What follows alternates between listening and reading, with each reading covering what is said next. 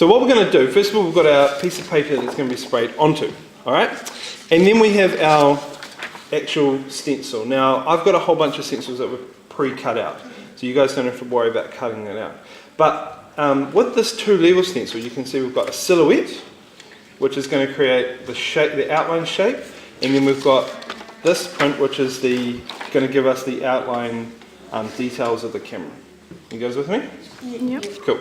Now, first thing we have to do is we have to set it up. So if we put that on here and we spray paint on there, what's going to happen around the edges? It'll get on the edges.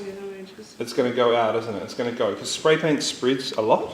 So the first thing we're going to do is we are going to just put a little bit of tape here to hold it in place.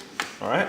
And then we're going to mask the edges. So we're going to use these bits of newspaper, and we're basically going to cover it up like this, and like this, and like this. Alright? And then put some tape like this, and very good, and last one. So that when we spray, the paint will only go into the stencil part. Right, so it's really important not to put too much paint on. The second most important thing is that the stencil has to be really flat to the paper. So see how it's bunching up there? When you spray it, the spray will go underneath and it will give it like a fuzzy kind of look. Okay? So spotters, your job is to use the other end of your brush and to hold down the edges. So put one there. Okay, and you need to come around over here. Can you come and put your thing there? Can you move out of the way a bit? Yeah, and if you put your brush there, and if you put yours just here, right, kind of close to the edge without being over the edge. Alright, you guys watching?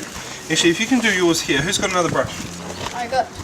Yep, just give me one. Cool. Now you can spot your own work if you want to. Where's the pink? Here.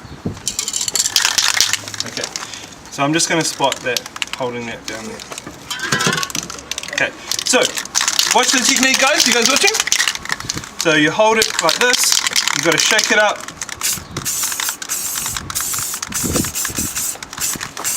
and that's it. Okay? You don't need to do any more than that. If it starts getting shiny on top, then that means you've added too much paint. Okay, cool. So if you guys move your brushes away, move that, and then you carefully peel up the stencil. And whose hair is that? here we are. Now what you notice is that, see how it's really sharp up here? Someone's hair in there. That's because that person was spotting it really well here. This wasn't spotted so well, and this wasn't spotted so well. But the other thing is that sometimes the spray actually goes underneath and pushes it up. So that's cool. So next we need to put the next layer on. So we need to put our prepared top layer. We need to line it up. Now this is a little bit tricky. Basically you want to line it up real nicely with the bottom stencil. And so it's going to be something like that. Okay, and then get our layers down. And we're going to be using the black for this one. I think black looks good as an outline. Stop. Okay, really good shot.